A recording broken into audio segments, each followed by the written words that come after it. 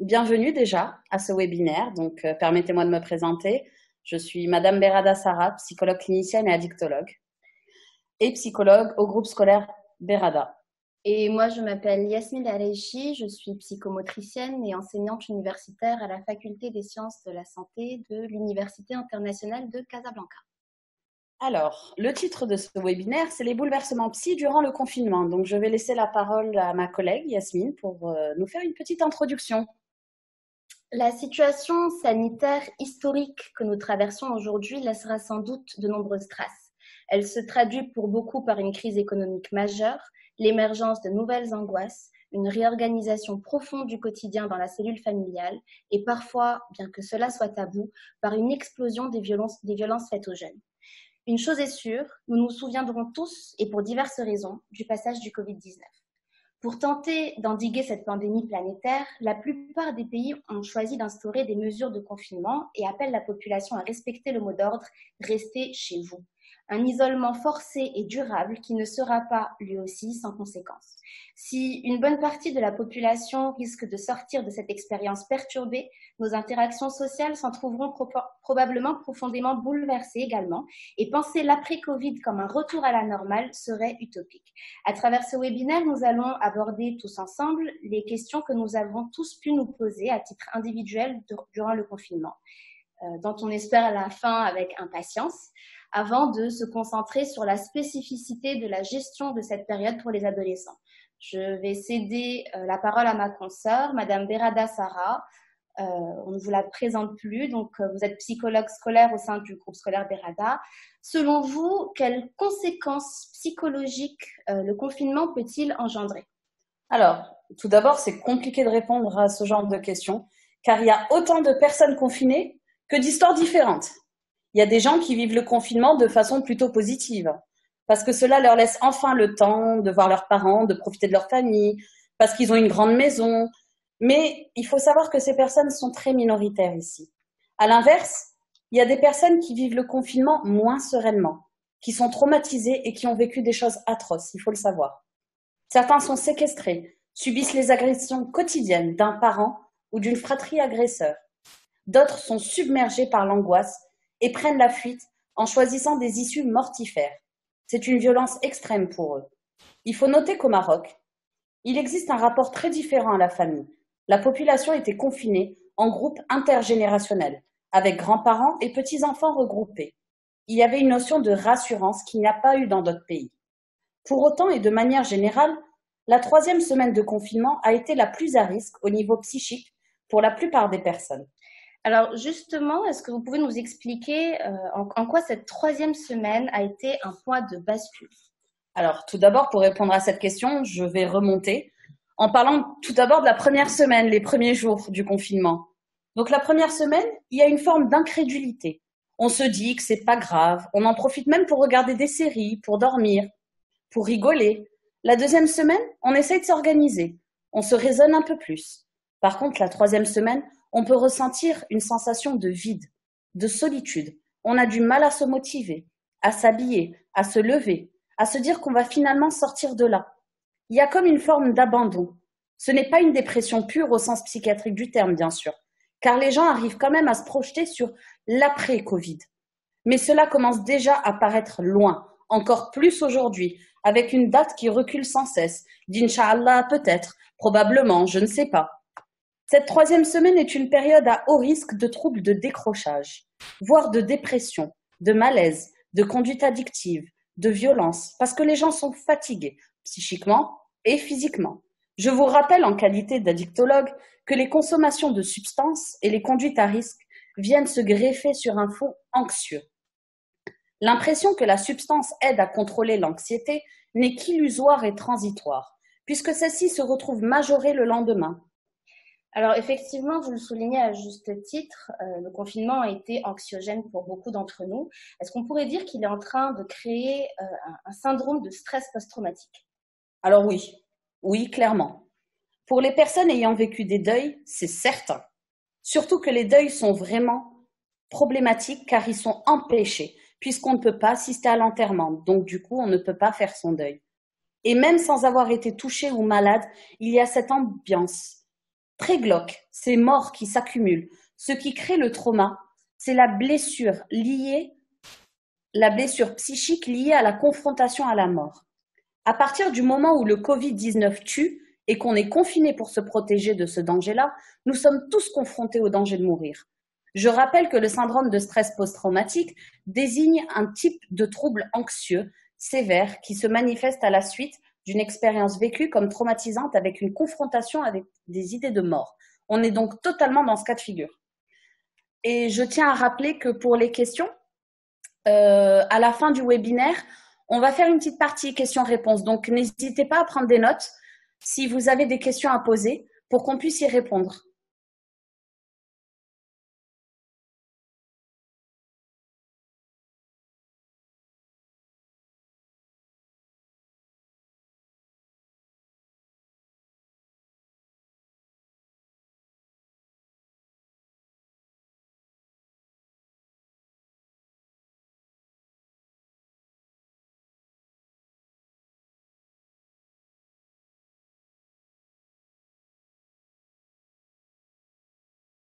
Un handicap, une perte d'emploi, une séparation. N'oublions pas qu'en Chine, un couple sur deux s'est séparé. Il n'y aura pas de retour à l'avant. Il va falloir l'intégrer. Il y aura autre chose qui peut être positif, car on aura beaucoup appris sur soi, sur les autres. Mais c'est comme après la guerre, ça n'a jamais été comme avant. Il ne faut pas oublier que le psychique impactera forcément sur notre relation au corps. Yasmine, pouvez-vous nous en dire davantage sur cette relation au corps, s'il vous plaît? Alors effectivement, je ne sais pas si vous connaissez ma profession en tant que psychomotricienne. C'est vrai que moi, je m'intéresse essentiellement au lien qu'il y a entre l'esprit et le corps. Et je peux comprendre que pour beaucoup, le lien entre un vécu psychique traumatisant et les répercussions que ça peut avoir sur le corps n'est pas forcément évident. Pourtant, je vais essayer de vous expliquer que l'un et l'autre sont indissociables. En fait, si vous prenez par exemple une personne déprimée ou une personne en colère, il vous suffit d'être attentif à son langage corporel pour comprendre son état affectif. Les mots ne sont pas vraiment utiles. On va le voir à un corps qui va se tendre, on va le voir à une attitude, une posture, à une expression faciale, à une mimique. Et donc finalement, tout ce qui va se passer comme bouleversement psychique, émotionnel, va impacter le corps et l'organisation corporelle. Donc en fait, si vous avez un peu compris ce que j'essaie de vous expliquer, ça va être nos muscles qui vont nous permettre d'exprimer nos émotions, parce que soit on va être tendu, crispé, soit on va se sentir un peu plus relaxé, un peu plus détendu, ça va se voir, ça va paraître. Et donc finalement, les traumas dont vous nous parliez, Sarah, et les angoisses, les peurs qu'on va ressentir vont laisser une empreinte sur nos muscles et donc sur notre corps. On va voir du coup pas mal de personnes développer des lumbagos, des torticolis, certaines tensions vont s'installer au niveau corporel, même si le confinement est levé, même si psychologiquement on ne se sent pas si impacté que ça. Le corps parfois prend le dessus, le corps va venir s'exprimer. On peut avoir aussi certains patients qui vont somatiser des symptômes du virus uniquement par excès de stress et donc du coup on va être confronté un peu à de réelles maladies imaginaires. En fait, culturellement, on dit un esprit sain dans un corps sain. L'aql salim fil jism salim, on le dit aussi donc en islam. Finalement, la santé psychique et le corps ne font qu'un et il faut le garder à l'esprit, il faut essayer de ne pas l'oublier. Donc du coup, ça m'amène à une question pour vous, Sarah, ce serait que faire pour se protéger mentalement et vivre au mieux ce confinement? Alors, ce qui aide beaucoup, c'est de garder un rythme, c'est-à-dire jour, nuit. Les gens se couchent tard, ils se lèvent tard, ils sont totalement décalés. Il est primordial d'avoir une hygiène de vie en termes de sommeil et d'essayer, bien sûr, de manger sainement. Quand vous êtes chez vous le week-end, vous n'avez pas forcément envie de vous habiller, de vous raser et de vous doucher. Mais sur 2 mois, c'est plus du tout gérable. Le mieux, c'est de faire comme si on allait travailler ou comme si on allait à l'école. On s'habille, on ne traîne pas en pyjama. On sait que certains otages avaient une méthode. Lorsque le soleil arrivait à tel moment dans tel arbre, ils passaient une demi-heure à penser à des choses positives. En gros, il faut s'organiser des plages horaires dans sa tête. C'est essentiel. Ainsi, structurer ses pensées est capital pour ne pas se laisser envahir par les informations négatives qui nous entourent. Or, vous nous l'avez précisé tout à l'heure, le corps et l'esprit sont indissociables, Yasmine. Quelle place donc donner au corps dans les activités de la vie quotidienne pour faire face au confinement de façon plus sereine et gérer l'anxiété? Alors effectivement, cette anxiété va être assez présente, assez montante. Elle peut être aussi variable. On peut avoir des moments où on est plutôt épanoui et des moments où, au contraire, on va se retrouver en proie à ses émotions. Et la première étape, à mon sens, puisqu'on ne peut pas finalement sortir dehors, eh bien, ça va être d'entrer à l'intérieur de soi-même. J'entends par là, en fait, la capacité qu'on va avoir d'avoir une petite idée sur sa météo intérieure, de pouvoir identifier son état affectif, ses émotions, les nommer tout d'abord. Et là, donc, ça relève un peu plus du registre psychologique. Je pense qu'on en parlera tout à l'heure. Mais moi, ce qui va m'intéresser, ça va être finalement comment est-ce qu'on peut agir sur le corps pour gérer ses émotions. Alors, par exemple, face au stress ou à l'anxiété, il suffit de prendre quelques minutes parfois pour se détendre, faire le vide. Et pour ça, il vaut mieux se positionner dans un environnement calme, sans trop de lumière, sans trop d'agression extérieure. Et donc, du coup, c'est déjà un bon début pour pouvoir aider à recentrer l'information qui nous parvient et à se recentrer sur soi. En fait, le simple fait d'apprendre à modifier et à contrôler son rythme respiratoire va favoriser un retour au calme. Il y a vraiment différentes techniques dans ce sens-là. Je ne sais pas si ça intéressera éventuellement les participants, qu'on puisse les aborder. Mais les techniques de relaxation guidée foisonnent aussi sur Internet, sur YouTube. Au besoin, on pourra communiquer quelques liens aux étudiants ou aux parents qui peuvent être intéressés tout à l'heure. Sinon, on peut aussi, je pense que c'est important d'insister sur le fait qu'il faut développer ce réflexe de consulter un professionnel. Même en télétravail, le temps de quelques séances, ça peut donner des clés de gestion du stress. On n'a pas forcément ce réflexe, on est souvent tourné vers nous-mêmes, on essaie de trouver les ressources en nous et demander de l'aide. Ça peut être vraiment l'histoire de 2-3 séances de guidage pour apprendre à maîtriser ses émotions, gérer sa respiration. Tout à l'heure, je vous donnerai peut-être un petit peu plus de détails sur les différentes techniques. Et puis pour ceux que ça intéresse, les consultations, justement, on vous oriente vers un site comme Dabadoc. Ce sont des sites qui font des liens entre les professionnels et les particuliers et qui vous permettent donc d'avoir en quelques clics l'accès à un professionnel, pour vous guider personnellement dans cette démarche. Alors, là, on va vous donner un peu le mode d'emploi de l'adolescent confiné. Alors, tout d'abord, l'adolescent confiné a un besoin de sécurité. Enfants, grands et petits ont besoin d'être rassurés et sécurisés pour grandir et se développer. Les causes d'angoisse diffèrent avec l'âge, la personnalité, le degré d'exposition à l'épidémie, etc. Les enfants plus grands et les adolescents restent perméables au vécu subjectif de leurs proches et simultanément prennent conscience de l'importance de l'épidémie. La menace vitale qu'ils perçoivent peuvent être pour certains à la source d'angoisse intense. Donc, je vais laisser la parole à Yasmine qui va nous parler un peu de tout ce qui est relaxation en psychomotricité pour gérer ses émotions un petit peu. Alors, je vous ai déjà parlé donc de la respiration à l'instant. Il existe différentes techniques. Le plus simple, ça peut être par exemple d'inspirer sur 5 temps, retenir sa respiration sur 4 temps, expirer sur 3 temps et recommencer ce cycle respiratoire. Ça permet de changer la respiration qui est spécifique au stress parce qu'on a une respiration qui a tendance à être courte, à être beaucoup plus accélérée. Et donc finalement, vous voyez qu'en agissant sur le corps, en gérant uniquement notre manière de respirer, on arrive déjà à ralentir le rythme cardiaque, à détendre un petit peu plus les muscles et donc on envoie l'information au cerveau que la situation n'est pas si anxiogène que ça. Au-delà de la respiration, une fois qu'on a réussi à contrôler un petit peu tout ça et donc à agir directement sur le corps, il y a une autre technique qui peut être assez intéressante et qui est plutôt facile à pratiquer même sans entraînement pour tout un chacun.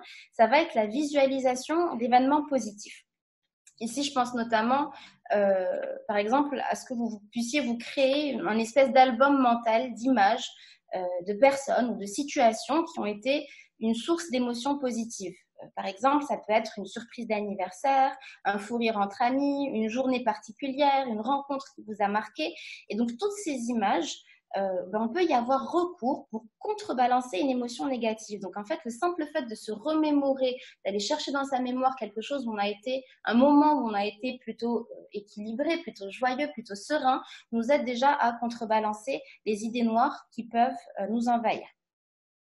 Maintenant, il ne faut pas oublier qu'en période de confinement et en famille, on peut aussi envisager des activités finalement en groupe et ça peut être assez intéressant. Je sais que quand on est adolescent, on a du mal à partager des moments en famille. Je pense qu'on aura l'occasion de l'aborder.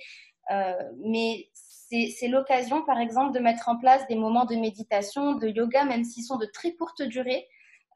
Même si on n'en a jamais fait, encore une fois, je vous ai dit, il y a pas mal de liens que je pourrais vous transmettre pour vous aider à aborder ces techniques pour les débutants.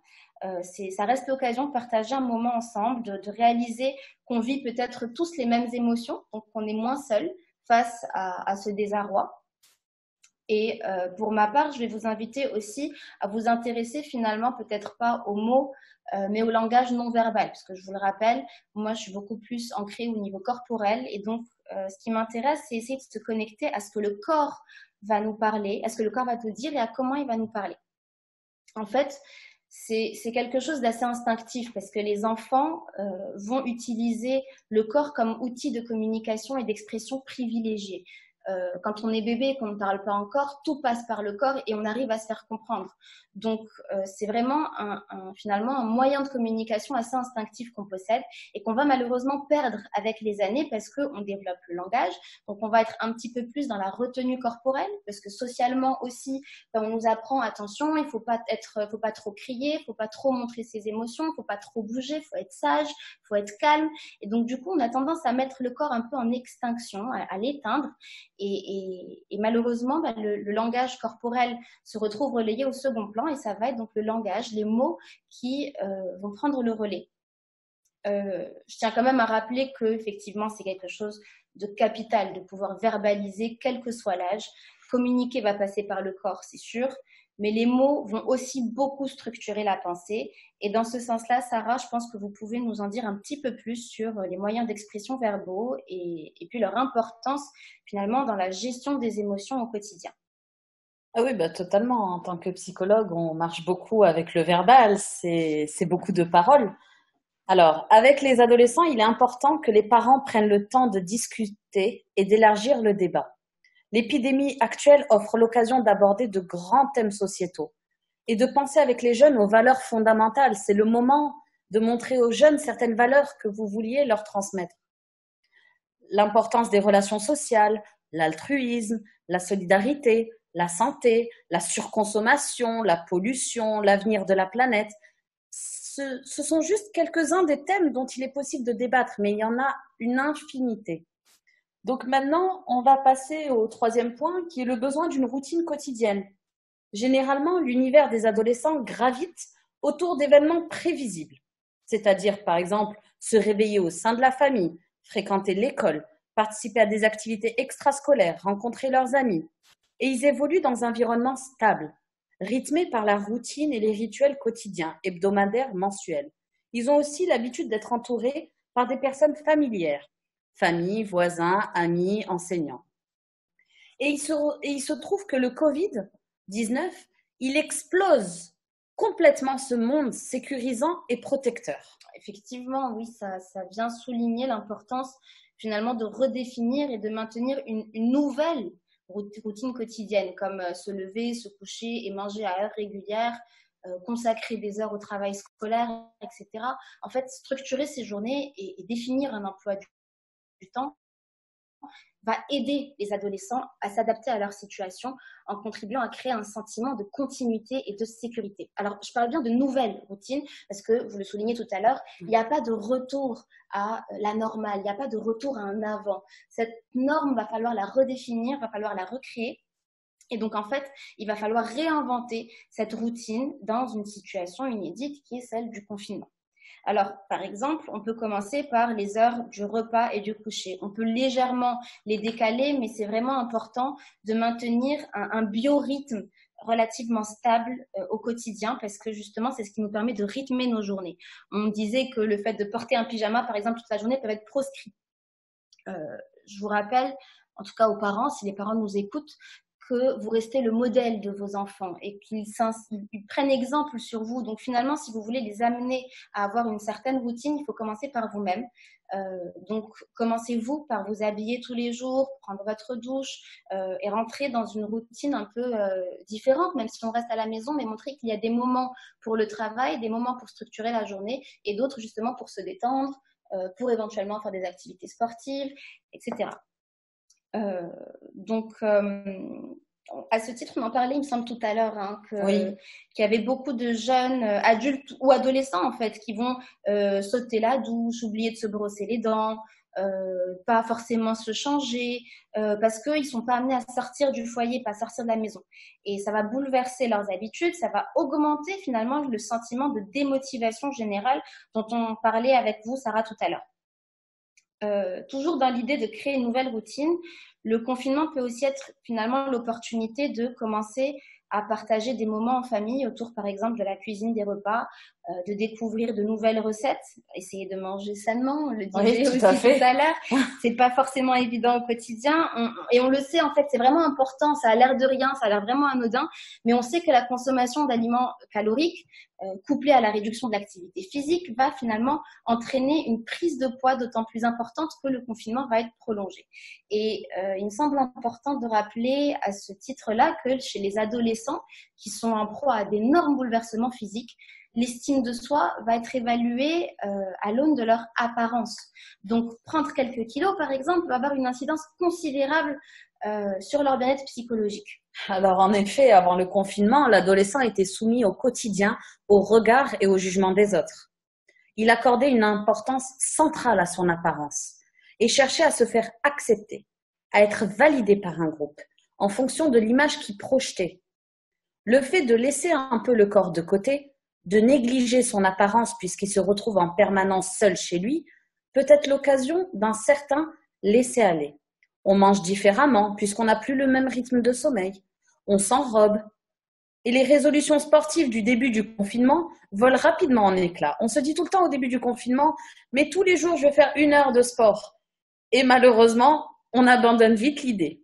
Ça vient de pair avec le fait que ça se prolonge. Tout à fait. C'est qu'on perd carrément la motivation qu'on avait au début. Le simple fait de prendre du poids, par exemple, impacte la confiance en soi de l'adolescent, qui vivait dans une idéalisation de son corps et se retrouve en proie à une angoisse supplémentaire. Cela soulève un autre point, le besoin d'attention. Si les adolescents ont besoin de moins d'attention de la part des adultes que leurs jeunes frères et sœurs, ils sont toutefois sensibles lorsque les parents démontrent une curiosité sincère et sans jugement pour leur activité, leur centre d'intérêt et leur vision du monde. Le confinement peut donc offrir un espace de rencontre propice aux échanges. Les adultes doivent cependant éviter à tout prix de presser les jeunes au dialogue. Ne les forcez pas à parler à tout prix, ça ne sert à rien. Rappelons que la majorité des adolescents se livrent peu à leurs parents, préférant se confier à leurs amis. Et ça, tout le monde le sait. Toute intrusion dans leur intimité est vécue comme intolérable. Il s'agit avant tout de les écouter et de leur faire savoir que vous restez disponible quand ils veulent. Alors, effectivement, c'est souligné à juste titre. C'est vrai que l'adolescence, c'est l'occasion pour le jeune finalement d'exprimer un besoin d'autonomie, de se détacher. Et il va faire ça comment? Eh bien, il va faire ça en prenant un petit peu de distance par rapport à ses parents. Lorsque l'enfant grandit et entre dans l'adolescence, ses projets, ses ambitions, ses rêves vont être différents de ceux que ses parents pouvaient avoir pour lui. Il va les contester, même voire souvent les rejeter.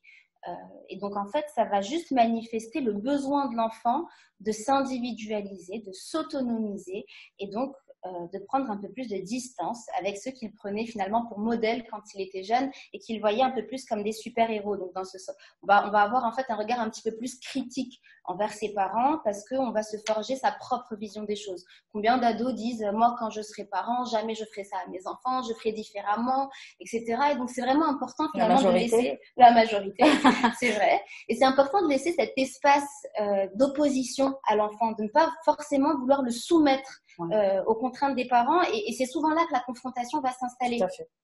Voilà. Alors, dans ce sens, en fait, on comprend facilement que le confinement va aller à l'encontre des besoins de l'adolescent. Dans cette situation, la difficulté, ça va pas être pour eux de rester cloîtrés à la maison, c'est pas ça le plus dur.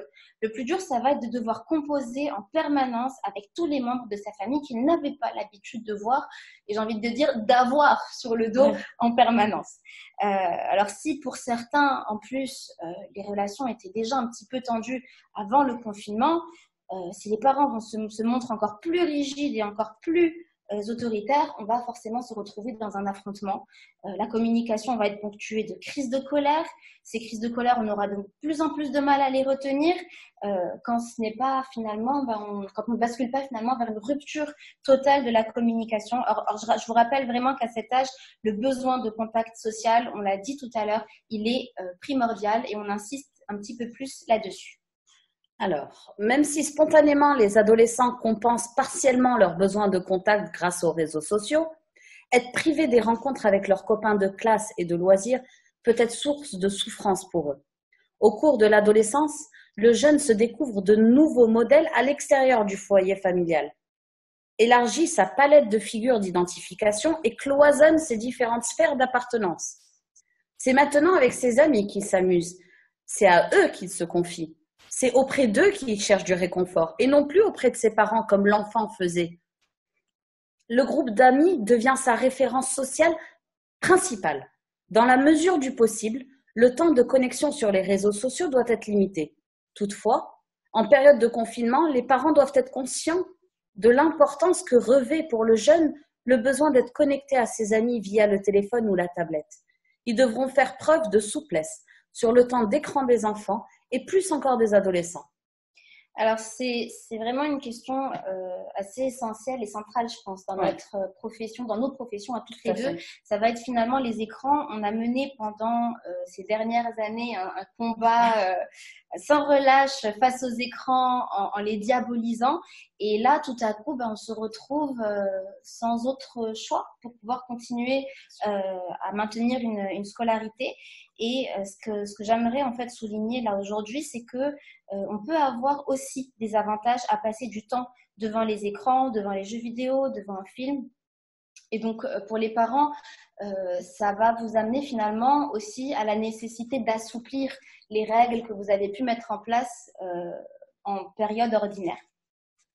C'est vrai que donc les écrans, je le disais, sont très souvent critiqués, sont très souvent montrés du doigt. Et que le temps passé devant un écran, on pense que c'est du temps perdu, que c'est du temps où l'enfant va s'abrutir. Eh bien, en fait, c'est pas le cas parce que ça peut donner aussi la place ou le moment pour l'enfant de faire différentes expériences. Alors, de manière générale,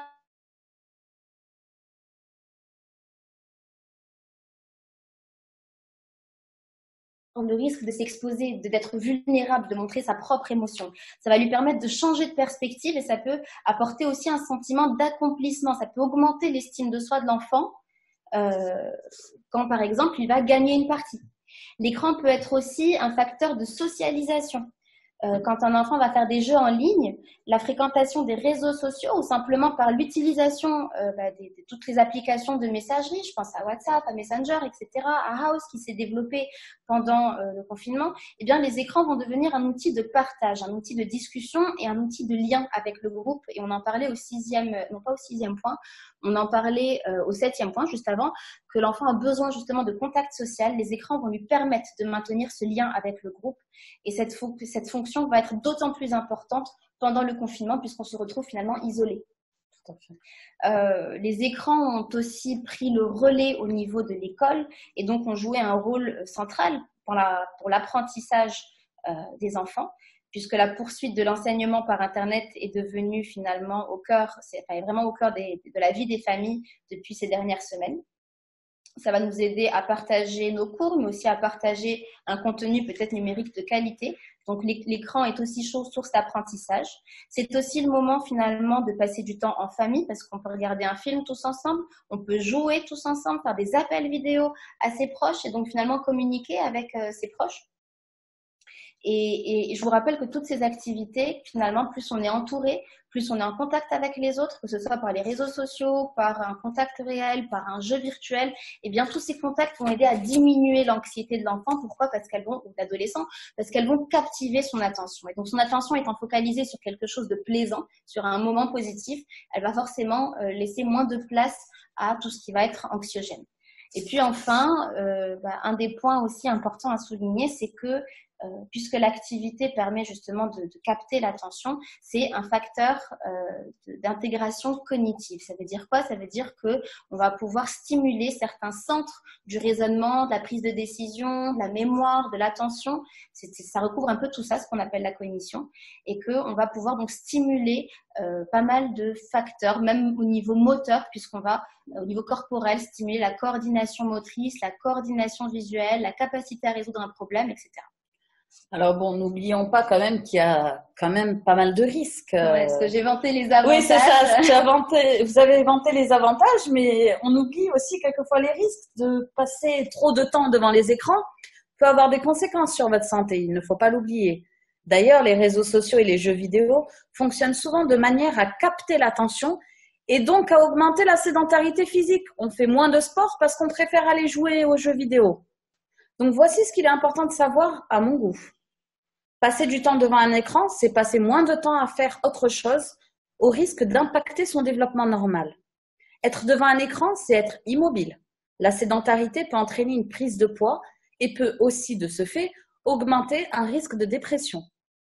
Un enfant ou un adolescent peut facilement perdre la notion du temps et de la fatigue lorsqu'il est devant un écran. Combien de fois, vous-même adolescent, vous pensiez faire un jeu d'1 heure et puis vous vous retrouvez pendant 4 heures à jouer aux jeux vidéo. Vous n'avez même plus la notion du temps. Le risque de désorganiser le cycle de sommeil, qui est important. Le sommeil est réparateur et surtout pour les adolescents.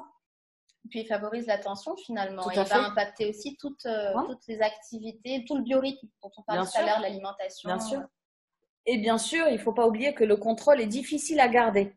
Et il s'accompagne généralement d'un isolement social ou d'un moins bon investissement dans la scolarité. Il existe de nombreuses stratégies pour définir un cadre cohérent quant à la consommation d'écran, ce qui pourrait éventuellement faire l'objet d'un autre webinaire si ça vous intéresse. Donc nous restons donc à votre écoute et on attendra vos retours dans ce sens-là. Parce qu'il y a beaucoup à dire, c'est vrai. Oui, sur les écrans, il y a tellement de choses à dire. Il y a du bon, du mauvais. Je sais que les parents se posent beaucoup de questions sur la durée, comment réguler, quelles normes, quels effets. Et c'est vrai que ça peut être intéressant peut-être d'aborder ces questions. On pourrait faire éventuellement un autre webinaire sur justement l'importance et les méandres des écrans. De la surconsommation. Tout à fait. Alors, je vais revenir sur l'idée que la surconsommation des écrans entraîne donc une sédentarité et moins d'activité physique. Yasmine, pouvez-vous nous parler en votre qualité de psychomotricienne de l'importance d'essayer quand même de maintenir une activité physique, puisque si durant les 2 premiers jours, les adolescents peuvent apprécier le confinement au domicile, ils risquent quand même de s'ennuyer par manque de stimulation intellectuelle, physique, artistique, sociale. Alors, c'est vrai que quand on est à la maison, la première source finalement d'intérêt, ça va être, en tout cas la première source d'occupation la plus facile, ça va être de sortir son téléphone, allumer son ordinateur, allumer la télé, se mettre un film. Et c'est comme ça qu'on fait passer le temps.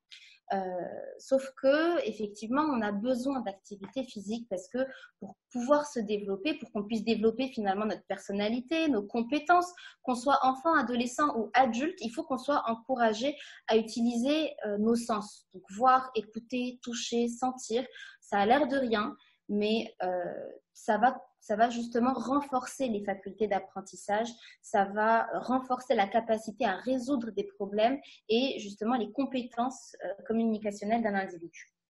Même si pendant le confinement, c'est un petit peu compliqué, je peux entendre que les espaces ne s'y prêtent pas forcément, qu'on soit plusieurs à partager un même espace, qu'on n'ait pas forcément d'idées, parce que finalement, on a été pris dans un quotidien où on a eu une routine particulière, où on sortait, où on avait des activités quotidiennes, où on se déplaçait, ne serait-ce que pour changer de classe, monter des escaliers, on avait des temps de récréation, et ça favorisait forcément les déplacements, la motricité, et puis la stimulation sensorielle. Là, c'est un petit peu plus compliqué, mais je vous invite à faire preuve de créativité, peut-être à nous partager à titre personnel quelles sont les expériences que vous avez eues. Est-ce que vous avez tenté de vous découvrir de nouvelles passions, d'apprendre des chorégraphies, de faire, je m'adresse aux adolescents là, vous savez, les challenges. Avec les TikTok là. Voilà, les TikTok, Ouais, les challenges, ça fait danser, ça fait bouger, Exactement. ça fait travailler. Finalement, toutes les facultés mentales, intellectuelles, on est créatif, on se déguise. Et puis sur Instagram aussi, il y a plein de pages Instagram qui vous montrent des multitudes d'activités à faire. Et puis voilà, c'est ça qui donne des idées. En fait, ça va être, c'est vrai que ça va être très stimulant. Et il faut garder que dès qu'on est stimulé, on met ces connaissances, ces informations qu'on reçoit, on les met tout de suite en mémoire. Donc une stimulation, eh bien, c'est source d'apprentissage. Tout à fait. Et pour pouvoir apprendre et jouer et se dépenser, et on a justement besoin de se mettre en mouvement. Mettre en mouvement le corps va mettre en mouvement un peu plus l'esprit. Et au final, on ne s'en rend pas forcément compte, mais ça va produire des endorphines, ça va produire pas mal de bouleversements hormonaux au niveau de votre cerveau, et ça va vous aider aussi à lutter contre les angoisses, contre justement voilà, être submergé par ces émotions. Et bien le fait de bouger, de danser, de se détendre, de se déguiser, de se lancer des défis, ça permet de détendre un peu plus l'atmosphère, de partager davantage, de nourrir justement nos besoins de contact social, notre besoin d'attention, rire ensemble, voilà, et mieux vivre finalement ce confinement dans les meilleures conditions. Donc voilà, le webinaire touche à sa fin, mais on a une partie questions-réponses où on serait ravis de pouvoir répondre à toutes vos questions. Donc, s'il y a des questions, s'il y a des remarques. L'équipe technique, oui, prend le relais pour autoriser l'activation des micros. Je pense que l'équipe va prendre le relais. Donc, si vous avez des questions, quoi que ce soit, des remarques même. On va attendre quelques minutes que ça puisse se mettre en place. Je pense que ça va demander un peu de temps.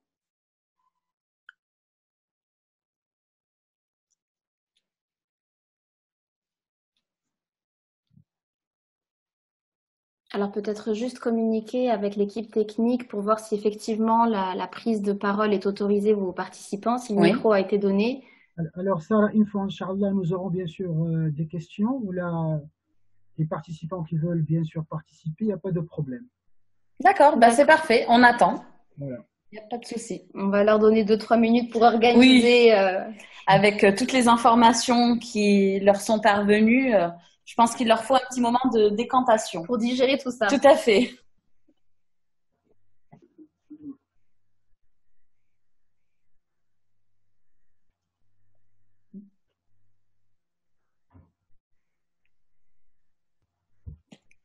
Tout était clair?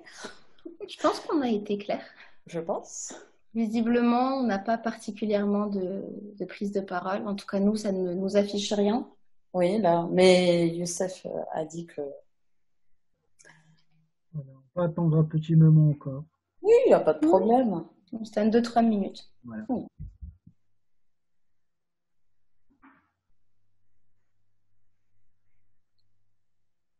Alors peut-être si vous n'avez pas de questions, des remarques ou éventuellement des suggestions d'autres thèmes que vous aimeriez nous voir aborder. On se fait un plaisir de faire un autre webinaire, pourquoi pas, bien sûr.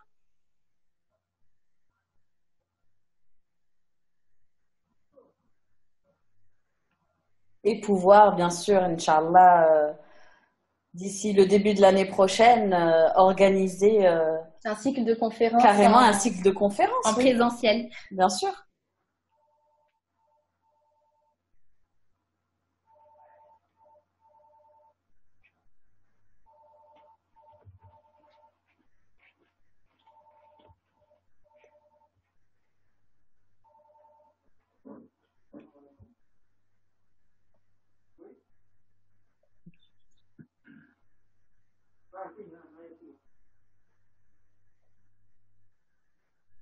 Voilà, alors nous avons Hibatullah. Normalement, il va poser une question. Ouais, bien sûr. Alors, Hiba, bonjour. Bonjour. Bonjour, Hiba. Bonjour, ça va? Ça va et toi? Ça va, merci beaucoup pour cette séance. J'ai bien apprécié le sujet. Avec plaisir. Et j'avais juste une question à propos de la dépression. Genre, comment détecter qu'une personne a, genre une personne déprime Et s'il y a, genre, comment l'aider pour, euh, pour surpasser cette phase et cette étape. D'accord. Alors, tout d'abord, la dépression, c'est un état où on voit la personne qui n'a plus de goût, qui n'a plus de plaisir aux activités qui avant lui faisaient plaisir. C'est important de connaître la personne pour savoir ce qui lui faisait plaisir avant et de voir qu'elle a un désintérêt complet pour cette chose. C'est une personne qui va rester beaucoup dans le noir, qui n'a pas envie de discuter, de parler, qui pleure déjà beaucoup, qui est très émotive, hein, Yasmine? Elle est très émotive, elle peut être aussi sur la défensive, elle peut être aussi très irritable, se mettre très facilement en colère. On a tendance aussi à rejeter l'autre quand on est déprimé ou à lui reprocher des choses qu'on n'arrive pas à gérer nous-mêmes. Donc en fait, c'est vraiment un mode de communication qui va être complètement différent. Oui.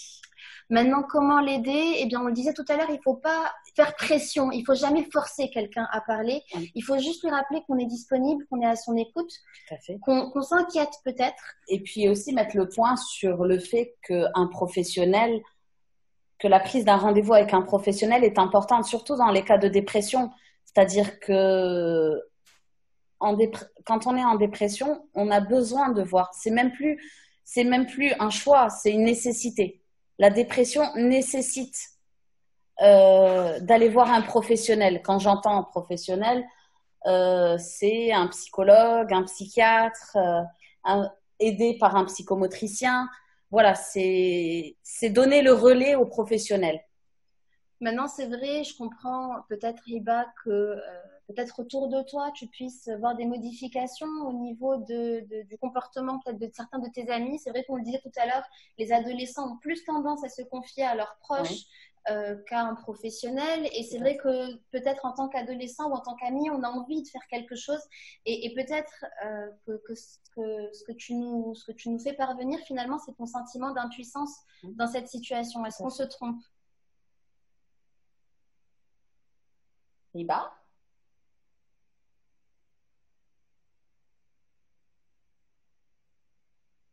Tu nous écoutes? Petit moment technique pour lui redonner la parole, j'imagine. Oui, je vous écoute. Oui. Alors, est-ce que c'est vraiment, est-ce que c'est ça? Est-ce qu'il y a un sentiment peut-être d'impuissance de ton côté par rapport éventuellement à certains de tes amis et que tu aimerais leur venir en aide et que tu sais pas trop comment t'y prendre? Bien sûr. Oui, bien sûr. Donc, c'est ça. En fait, tu as besoin de te sentir utile. Oui. Alors, Sarah, je te laisse prendre le relais. Après, bon, il faut pas mettre l'étiquette de dépression dès qu'on voit certains symptômes, parce que nous ne l'oublions pas, on est dans une période qui est particulière, hein, le confinement. Voilà, si on voit de plus près chaque personne, on pourrait dire que chaque personne est en dépression. Donc, ne pas aller trop vite. Peut-être que la personne a tout simplement du mal à vivre ce confinement, tout simplement. Donc, lui parler comme étant son ami.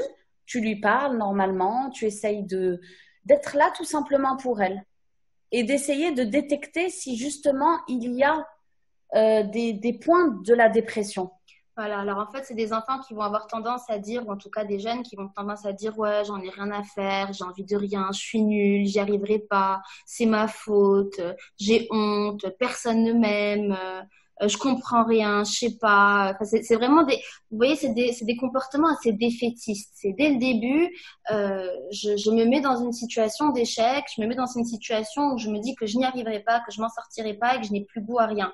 La première des choses, c'est déjà si vous voyez une agressivité, une agitation apparaître, une violence peut-être verbale dans les mots, de pas le prendre personnellement et de se rendre compte que ça relève justement d'une situation particulière. Et le mieux à faire, c'est juste de dire je suis là pour toi, je ne te juge pas et je t'offre toute mon attention et je ferai du mieux que je peux pour t'écouter. C'est déjà énorme ce que vous pouvez offrir en agissant comme ça. Être une amie. Voilà. J'espère qu'on a pu répondre à ta question. Oui, merci beaucoup. Avec plaisir, Hiba.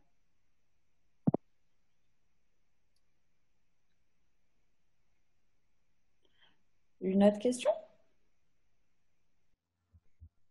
Alors, on va attendre encore un petit moment, les autres. Il n'y a pas de problème. Voilà.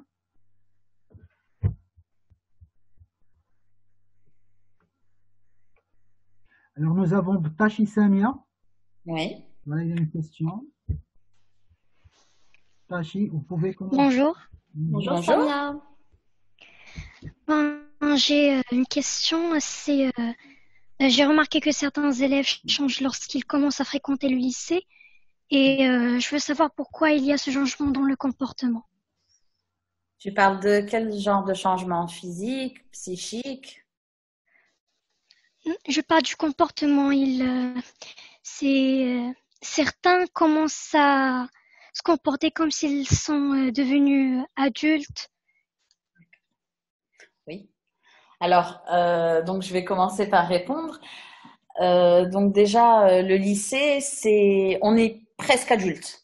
C'est-à-dire que quand on arrive au tronc commun, il nous reste quoi? 2 ans et demi, 3 ans pour avoir son bac et rentrer la maison. et puis quitter la maison pour certains. Pour certains, ouais. Et arriver dans les études supérieures, la responsabilité.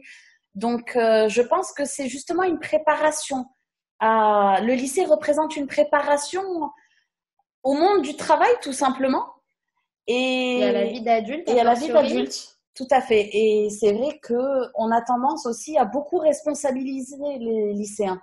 Surtout au Maroc, on a tendance à énormément les responsabiliser.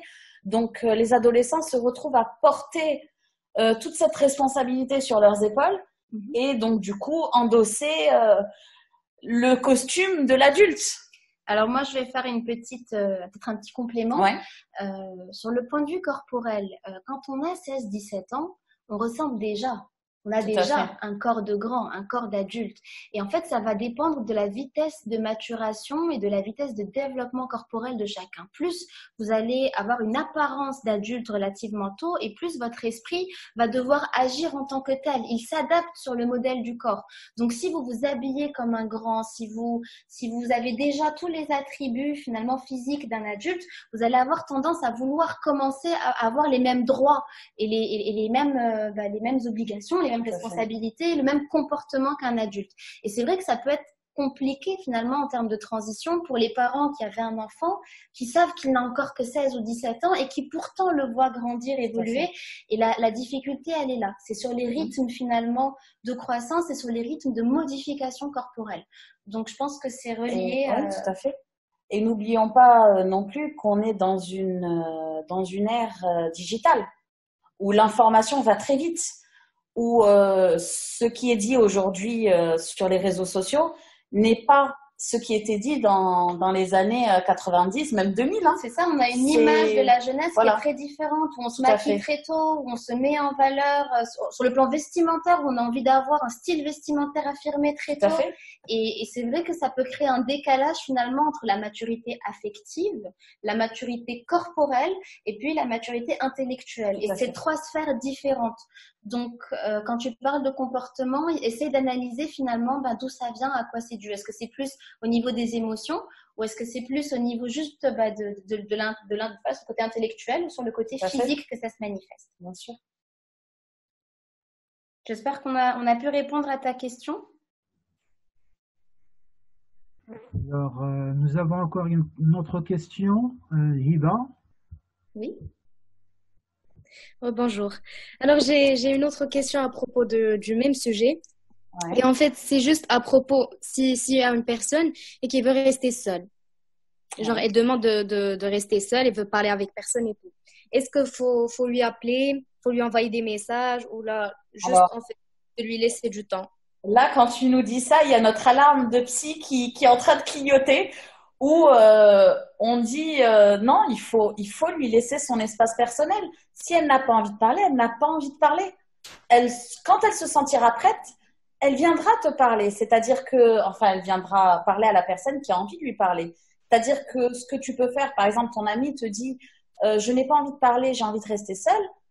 Tu peux lui dire d'accord, je respecte, il n'y a pas de problème. Mais je suis là. Sache que je suis là et si tu as besoin de parler, n'hésite pas. Ma porte est ouverte. Il faut pas le prendre mal. Ce n'est pas contre toi personnellement. C'est juste que à un moment, à un temps T, cette personne a envie de rester seule et se retrouver avec elle-même. Ce n'est pas méchant. Et au contraire, ça peut justement, c'est peut-être parce qu'elle évite peut-être de blesser, peut-être de dire des mots qui dépasseraient sa pensée, parce qu'à ce moment-là, elle n'est pas en contrôle de ses émotions.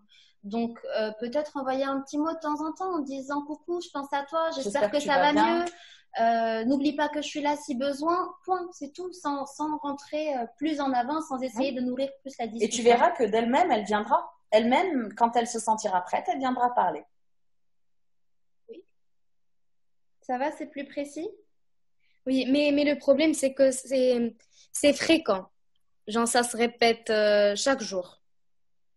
À ce moment-là, ne relance pas quotidiennement. Laisse du temps passer, laisse 4-5 jours passer et ne reviens qu'une fois par semaine. Ça peut être, installe un rythme différent.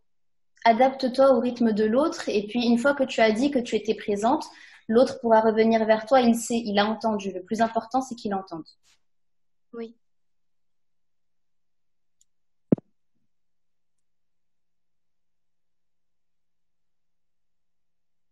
Une autre question? Levez le doigt.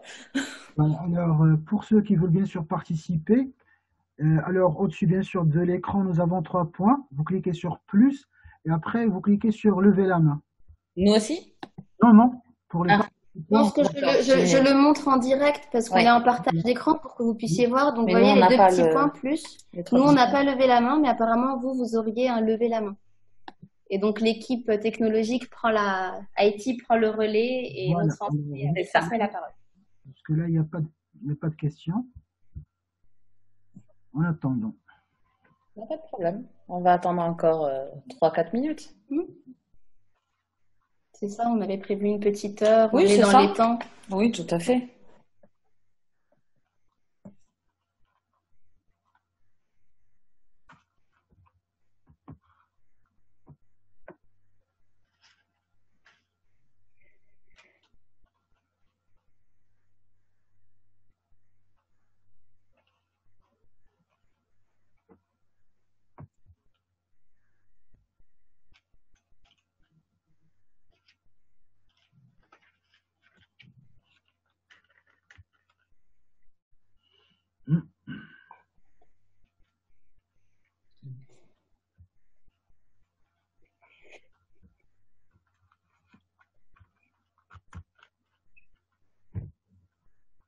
Alors, nous avons une autre question.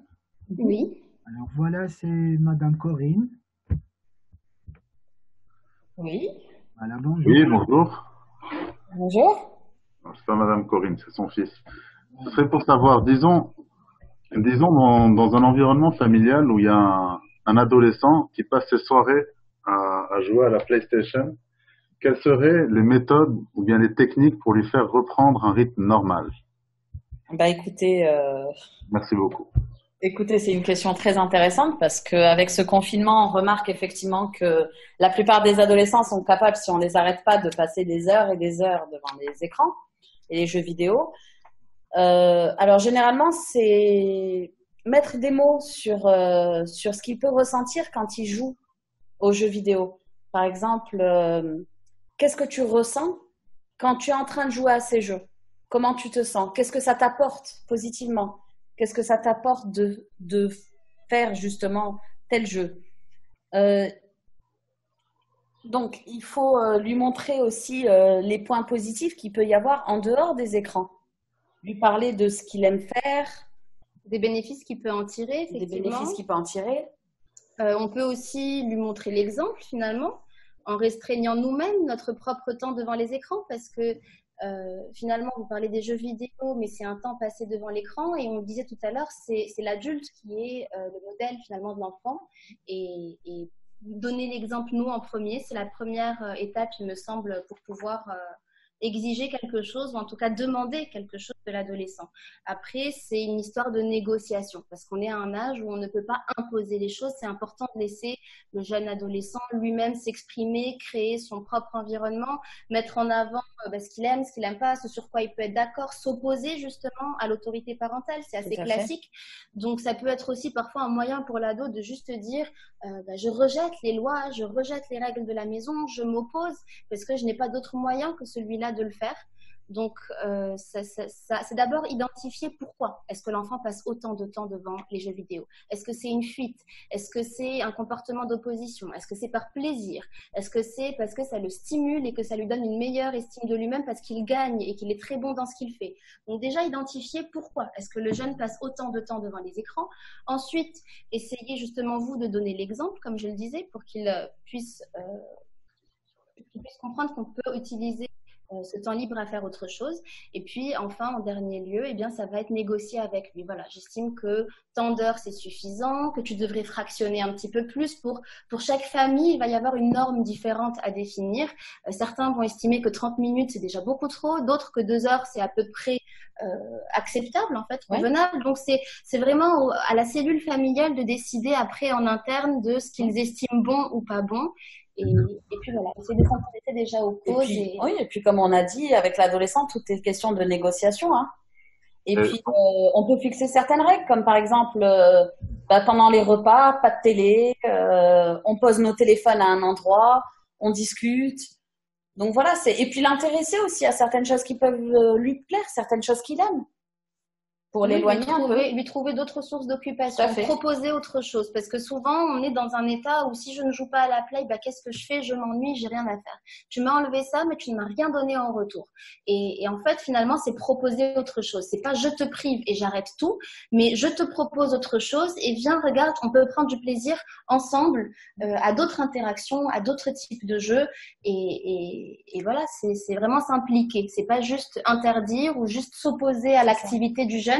Parce que si vous venez en posant une restriction, attendez-vous en face à avoir une réaction contre-productive. Une fermeture complète. Voilà, c'est ça, une rupture de communication. Alors que si on propose autre chose, généralement, eh bien, ça demande un peu plus d'effort à l'adulte, forcément. Mais on a déjà un retour un peu plus positif du jeune qui est moins fermé et plus ouvert à explorer d'autres pistes. Avons-nous répondu à votre question? Monsieur le fils de Corinne.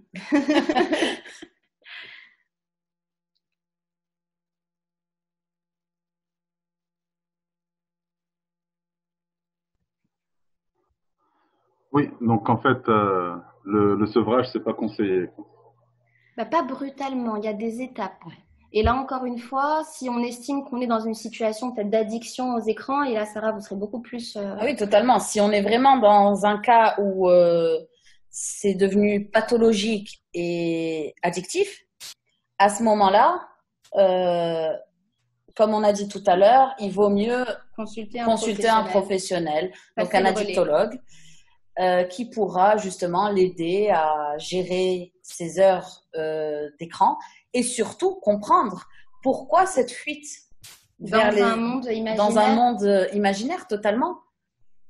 Parce que finalement, l'écran virtuel, c'est une incapacité à confronter le réel, ou en tout cas momentanée, peut-être pas forcément permanente, mais transitoire. C'est cette incapacité sur le moment, à ce moment-là, de gérer le réel, et donc c'est plus facile de fuir dans l'imaginaire. C'est-à-dire que les jeux vidéo laissent place à l'imaginaire lorsque le réel est trop difficile à supporter. Donc, on va aller dans l'imaginaire pour pouvoir ne pas affronter ce réel. Donc, comprendre quel est ce réel, quelle est cette réalité que l'adolescent essaye de fuir. Alors souvent, on donne, c'est vrai, alors on va diverger, c'est plus le sujet du confinement, on est sur les sujets des écrans.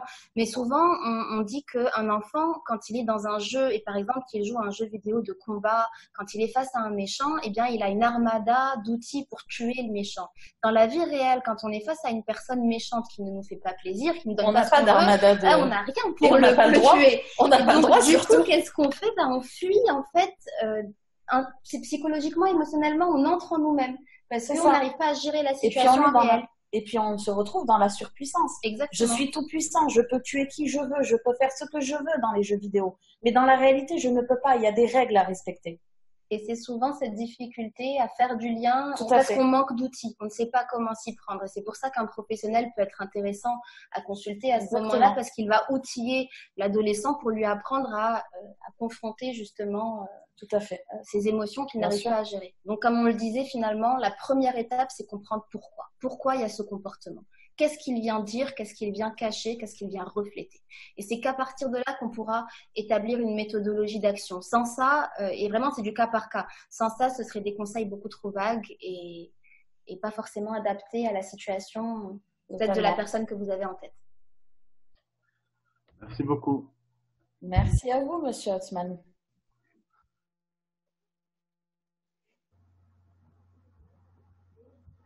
Alors, on passe à une autre question. Oui. Tachi Samia.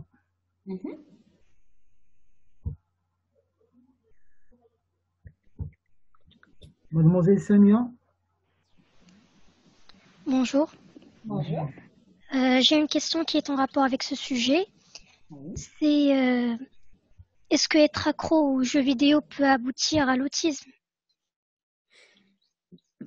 Alors je pense, Samia, je me permets, je pense qu'on a tendance à très vite parler d'autisme et à utiliser un mot qui n'est pas forcément à sa place. On pense qu'un enfant autiste, c'est un enfant dans sa bulle. Et je peux comprendre le parallèle qui est fait en disant « Ah, il joue énormément aux jeux vidéo, donc il est dans sa bulle. » C'est pas le cas. Un enfant autiste, en fait, sur le plan médical, c'est beaucoup plus compliqué que ça. C'est une difficulté à construire des liens et des interactions sociales adaptées. Donc là où nous, on répond à un bonjour par un bonjour, eux, ils peuvent répondre complètement différemment par des cris, par le fait de se boucher les oreilles, se frapper le visage. Enfin, ça peut être très particulier.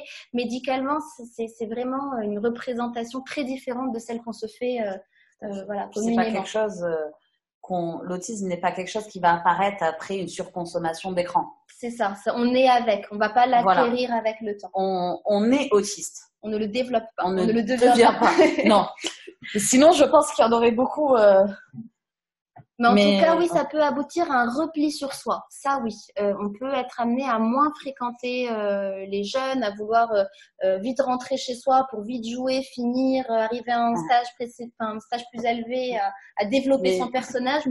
Donc, c'est un repli sur soi, mais ce ne sera pas de l'autisme. Mais je pense que, justement, Samia fait ce lien parce que la plupart du temps, quand on voit quelqu'un avec son téléphone ou son PC, première chose qu'on va dire, c'est « Fais pas l'autiste. Arrête de faire ton autiste. Ouais. » Donc, du coup, forcément, on fait un parallèle.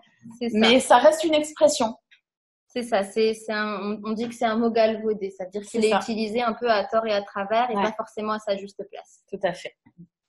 Donc, pas d'inquiétude à avoir. On ne développe pas les jeux vidéo. Par contre, non, on ne développe pas l'autisme. Par contre, quand on est tout petit, être exposé très, très, très tôt, bébé, entre 0 et 3 ans à des écrans, là, oui, on peut avoir des syndromes qui ressemblent, des formes d'autisme. On peut faire aussi développer des épilepsies. Mais ça, c'est un tout autre sujet. Et on a dit qu'on pourrait faire un webinaire là-dessus. On pourra le faire.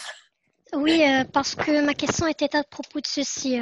Je connais un petit enfant qui était très accro au téléphone et maintenant il a quelques symptômes d'autisme. D'accord. Alors quel âge déjà l'enfant a été Oui, c'est je crois 2 ans, 3 ans.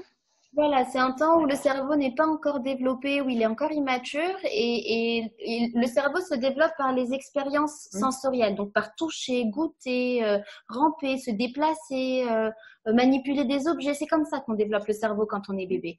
Et donc, si on le met devant un écran, on le prive de toutes ces expériences et le cerveau ne se développe pas correctement. Et c'est pour ça que ça ressemble à. Et puis même, par rapport aux écrans, la vitesse des images n'est pas adapté au cerveau du bébé.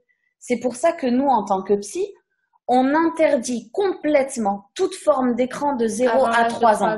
Oui. C'est interdit. Et on le répète et on le dit sans cesse aux parents. C'est interdit. Donc, si vraiment tu vois qu'il y a des symptômes qui peuvent ressembler à l'autisme, à ce moment-là, il serait intéressant d'aller voir un professionnel qui, lui, pourra détecter ce genre de choses. Un psychologue. C'est important. Oui, merci. Un psychomotricien qui en est... Oui, on est vraiment en première ligne sur ça, les psychomotriciens plutôt. Au niveau de l'autisme, c'est plutôt les psychomotriciens qu'il faut aller voir. Voilà, mademoiselle. Mais encore une fois, autour des jeux vidéo et des écrans, je pense que ça mérite vraiment qu'on prenne le temps de... Je pense qu'on va en faire un autre de webinaire, peut-être la semaine prochaine ou dans 2 semaines. On en fera un. Alors, on recentre du coup concernant tout ce qui est... bouleversement psy pendant le confinement. Voilà. Alors, nous avons encore une autre participation de la Réchi. Oui. Oui, alors bonjour. Bonjour. Donc moi, dans le thème du confinement, toujours, c'est de se dire, effectivement, là, on a passé une période qui était assez frustrante et pendant laquelle on s'est restreint de beaucoup de nos activités quotidiennes.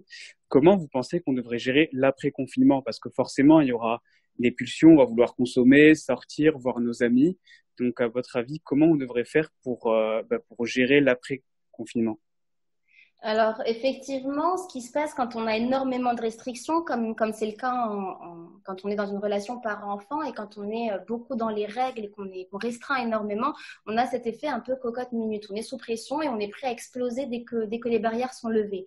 Et la meilleure attitude, en fait, à avoir, déjà, c'est d'en prendre conscience, de se dire, tiens, ce comportement, il est un peu à l'extrême. C'est peut-être pas moi, habituellement, ou dans une autre situation, j'aurais peut-être pas réagi comme ça. Donc, la première des choses, c'est déjà cette prise de conscience et puis apprendre à se réguler soi-même, à se fixer des limites. C'est-à-dire qu'avant de sortir, se dire, voilà, je me donne telle durée en compagnie de mes amis, je me donne... je me fixe mes limites et je me fixe un cadre que j'essaie de ne pas dépasser et j'essaie de m'y tenir parce qu'on est tenté de vouloir toujours plus parce qu'on a été justement en manque assez longtemps.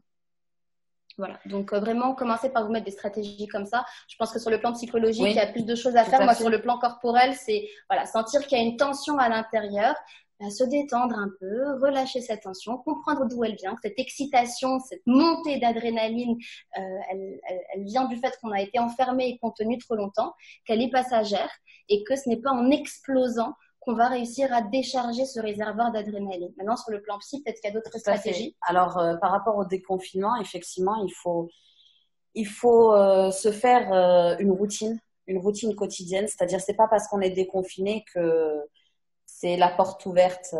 À toutes les fenêtres. C'est la porte ouverte.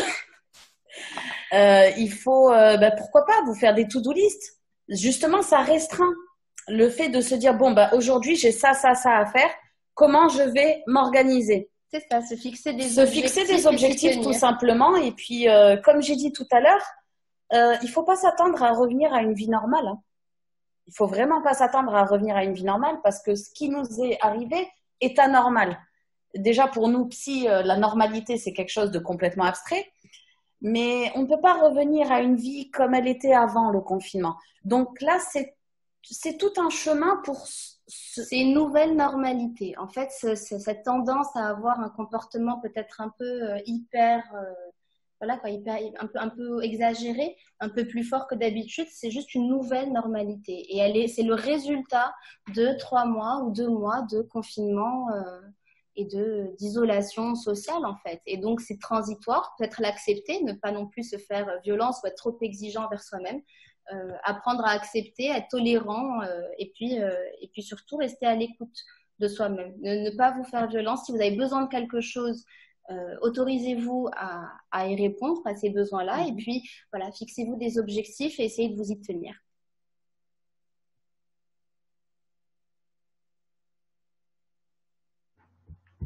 Alors on passe à notre participation chez Emma Bouhariri. Oui. Bonjour.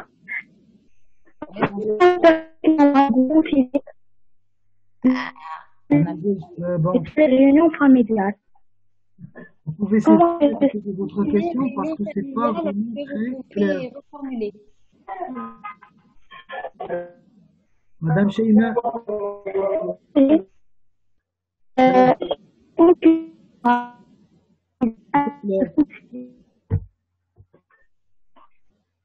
Alors, je demande juste à l'équipe IT, est-ce qu'il y a peut-être moyen d'écrire la question parce qu'on a des problèmes de restriction? Bien sûr, la possibilité d'écrire.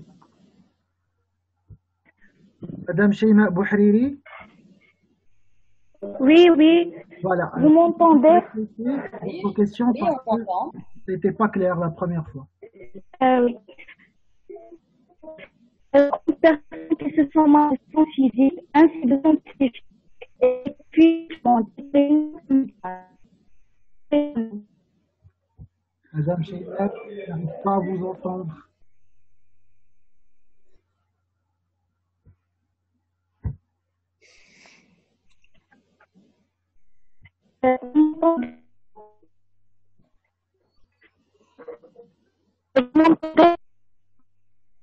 Il n'y a pas moyen qu'elle écrive la question tout simplement au lieu de la dire, parce que là, je pense qu'elle a un problème de réseau. Sur utiliser la partie conversée pour envoyer la question.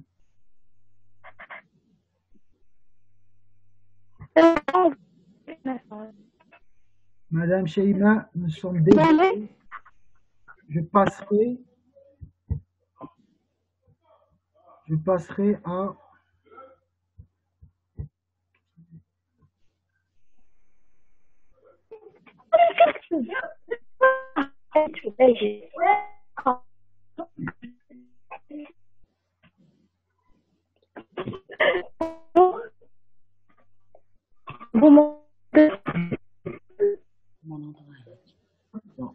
Alors malheureusement, on a du mal à vous recevoir. voilà. Est-ce que vous avez eu la question par écrit?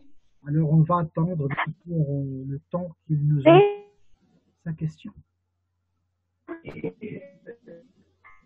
Ce que je vous propose, de la faire parvenir plus tard, la question, on prendra le temps d'y répondre, c'est promis.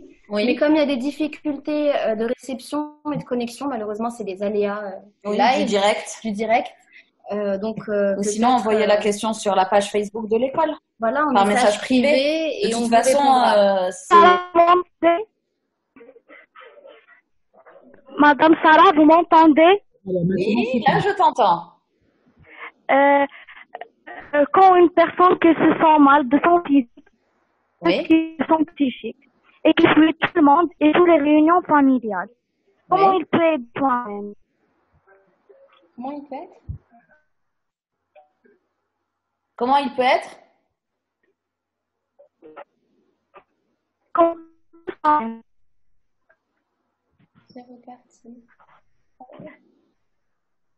Alors, c'est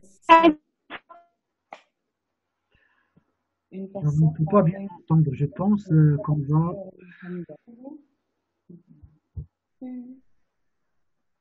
Alors, mademoiselle Sheima, on vous invite vraiment à nous faire parvenir votre question par message privé sur le groupe de l'école, la page Facebook de l'école, parce qu'on a vraiment envie de vous répondre avec toute la bonne volonté du monde. Malheureusement, on ne vous reçoit pas correctement.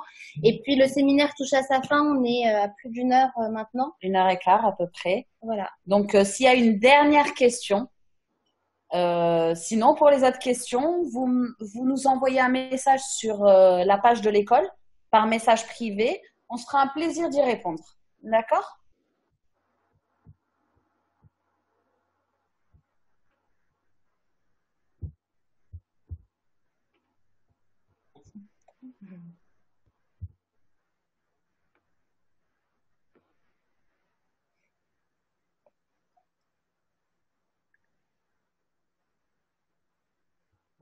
Ok, bon, je pense qu'on va s'arrêter là pour aujourd'hui.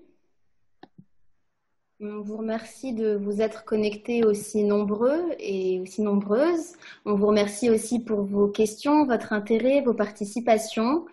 Il y a des jeunes qui sont en train de prendre le contrôle et de s'amuser à nous faire des petits traits sur l'écran. Comme quoi, il n'y a pas d'âge pour s'amuser et pour gribouiller. Merci pour les cœurs. C'est très gentil. Merci beaucoup. Voilà, en tout cas... on vous tiendra au courant pour un éventuel futur webinaire parce qu'on a vraiment pris plaisir à faire ce webinaire avec vous. Donc, voilà, je réitère pour toute... c'est mignon. Pour toute question supplémentaire, envoyez-nous un message sur la page du groupe scolaire Brada officiel et on se fera un plaisir de vous y répondre.